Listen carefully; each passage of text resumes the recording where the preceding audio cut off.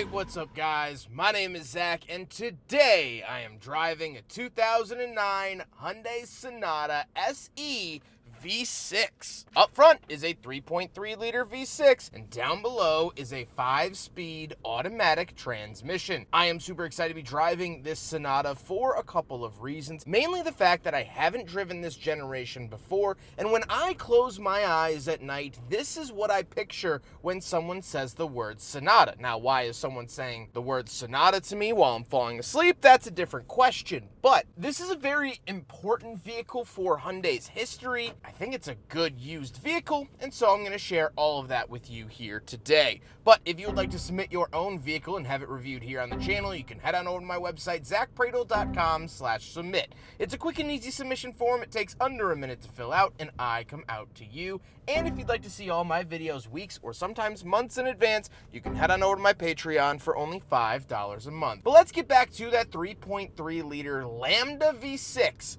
under the hood. Well, that was the only V6 offering here in the Sonata. They offered it with a couple of different 4-cylinders, and the advice I always give for people looking to buy Hyundais in this era is try to avoid the 4-cylinders. The 4-cylinders, A, just aren't really that great of engines, and B, they do have some reliable issues, so they really get you coming and going. The V6 is powerful, makes 249 horsepower, as opposed to like the 170 that the 4-cylinders were making. So that is a huge step up in power, and it really gives the vehicle a more premium driving experience than what you might get with the 4-cylinder. Now, like I said, paired to it is a 5-speed automatic. This was pretty standard at the time, nothing too crazy. Earlier in the run, the Sonata, because this generation debuted in 2004, you could get a 4-speed, and in some markets at some times you could find these in a manual, but unfortunately it's not that. Last but not least, of course, the Sonata is front-wheel drive. So how does it feel to drive the 09 Sonata? Well, it actually rides really nice. It has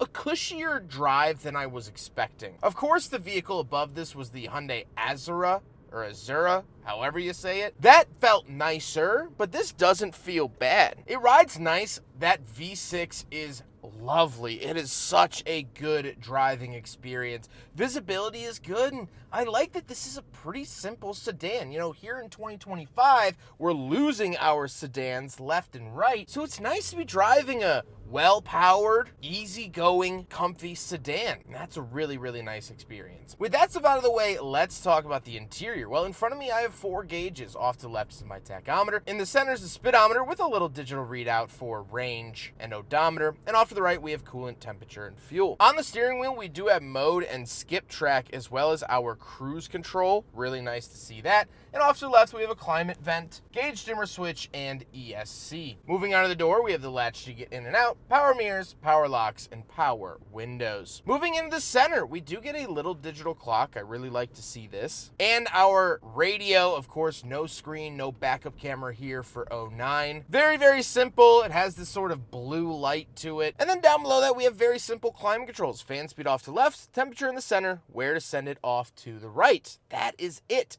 Very, very easy. Then we do get a big opening cubby along with a smaller opening cubby. The smaller one does have a 12-volt outlet in it, and we get our shifter. Shifter, again, basic. You do have this tiny wood accent up at the very top, which is kind of odd because nowhere else in the vehicle is there any wood accenting, but here it is. And then we do have cup holders, so we'll do a big friggin' model test, and historically, Hyundais from this era pass, and the Sonata SE V6 is no different. Then we do get a little center console and the seats. The seats are a mix of cloth and leather. They're not fully cloth nor fully leather, so you can kind of tell Hyundai's half commitment to luxury. You know, you get that one tiny piece of wood accent, and you only get half leather seats. So they kind of dip a toe in either world of budget and luxury. And that's clear with the seats. The seats have been comfortable enough. They're not hurting my back or anything like that, but they're definitely not top shelf. However, speaking of seats, we do have back seats, so let's go do a back seat review. All right, so we're in the back of the 2009 Hyundai Sonata SE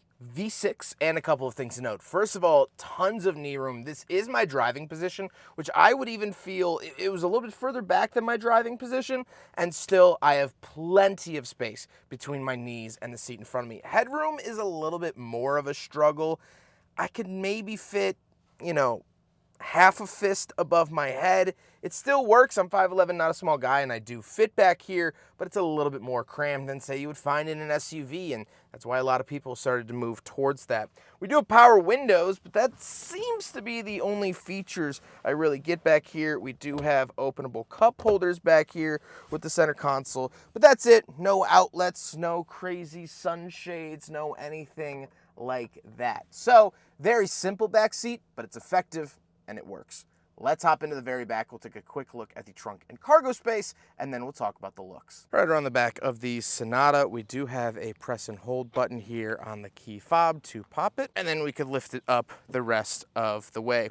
Nothing really too crazy back here. You do get a pretty sizable trunk, which is very, very nice to see, but again, no crazy amenities, no coffee makers, no refrigerators, or anything. This was a more basic vehicle, and Hyundai used to be a very basic company. Now they've since gone upscale in the last several years, but you kind of got a lot for your money at this point, and so you get a lot of trunk space for your money as well. Now we gotta talk about the looks, and while I don't think that this era of Sonata is like the best looking Sonata, I don't think any kid has a poster of one of these on their bedroom wall, I do think it's handsome. I think it's well proportioned, and like I said at the top of the video, when I think of a Sonata, I think of this. So it definitely has that sort of staying power in your mind, and I guess that's all you need out of a car like this. With all of that being said, let's get on to my final thoughts. What do I think driving the 2009 Hyundai Sonata SE V6? Well, I've had a very good experience with this vehicle. I like the way that it drives. I like the way that it is.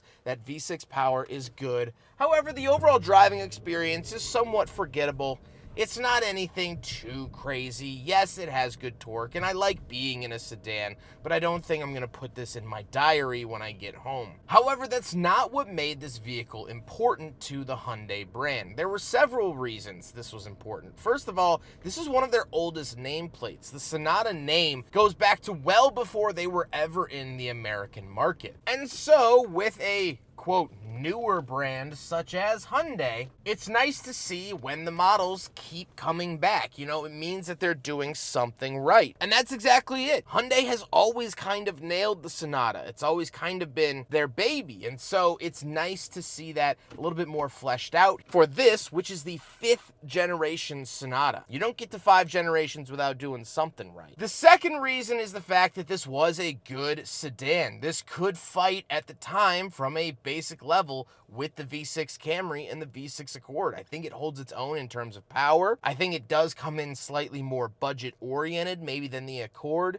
This feels a little bit more Spartan than those vehicles, but I think it could hold its own and fight with the big boys at the time. The last thing that made this important is that this is the first vehicle from Hyundai that was built here in the United States. In 2004, when this debuted, Hyundai opened up their Alabama assembly plant, a plant that is actually still going today, and Hyundai has made way more investments in the United States. They now have several factories here in the US. The Ioniq 5 is now built here. And so this is the car that kind of kicked that off. It might have been somewhat of a shot in the dark. Maybe they weren't sure that the US manufacturing was going to monetarily pay off, but it did. And this was the car that made that happen. So this was built by our friends and our neighbors. It has a trusty V6. It has everything you need and nothing that you don't. And it didn't break the bank while doing so. Maybe this won't ever be on the cover of Time magazine. Maybe its name won't ever be up in lights. The Sonata is good, and this generation is one of the best to do it. I hope you guys enjoyed the video. Huge thank you to Roman for letting me borrow his Hyundai Sonata for today's video. We scheduled this very last minute, but I was so thankful he was able to fit me into his schedule. This has been absolutely awesome,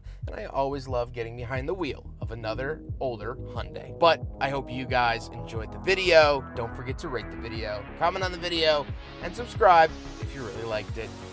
Take care, guys.